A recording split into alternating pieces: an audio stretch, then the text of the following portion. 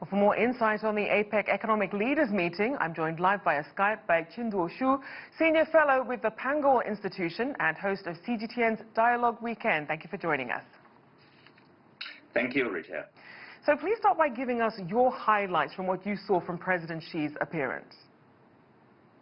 Well, I think President Xi's message is clear that China believes the trend of globalization is irreversible. I think that's a strong word he used during his speech, and also he talked about China's commitment to opening up, and also including further reduction of tariffs and reduction of institutional costs to increase trade, to basically import more goods and services from other countries as China continue to grow.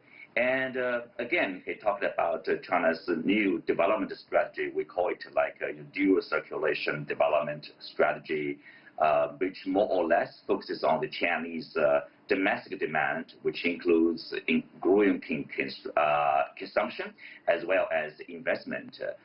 So more distribution, production, and consumption probably be finished inside China. At the same time, continue to open up to other countries.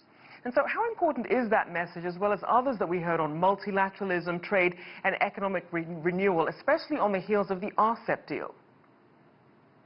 I think that's basically President Xi speaks for a lot of countries, in particular this region.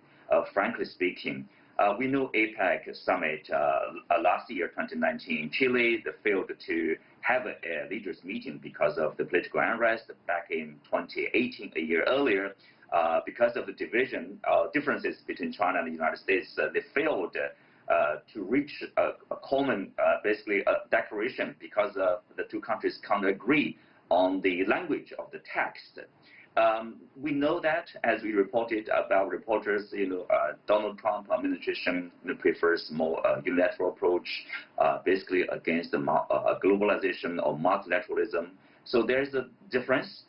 There's a different understanding over there. But if you look at RCEP, as you mentioned, I think that's a clear and loud signal to the international community. Countries in the region, people prefer globalization, prefer integration, prefer more trade and more investment, because that is the way to help the economy to grow, in particular at this moment, to overcome the negative impact of pandemic.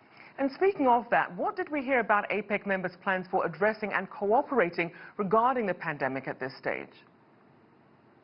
Well, I think if you look at the plan basically prepared by Malaysia, the hosting country, you can see the APEC, in particular for the leaders for the long-term development. Largely, you can say there are two goals.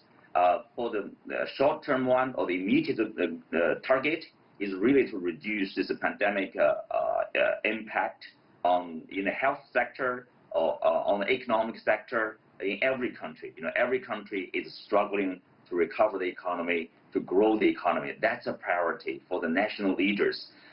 So in order to overcome that differences, basically there's consensus. That is, we need to open our borders to have a free flow of goods, of people, of more investment, and more trade. That is the idea. There's no disputes about that. A long-term goal is really to set a long-term goal for this whole group of economies. That they call it, this post-2020 vision. So that is about 20 years.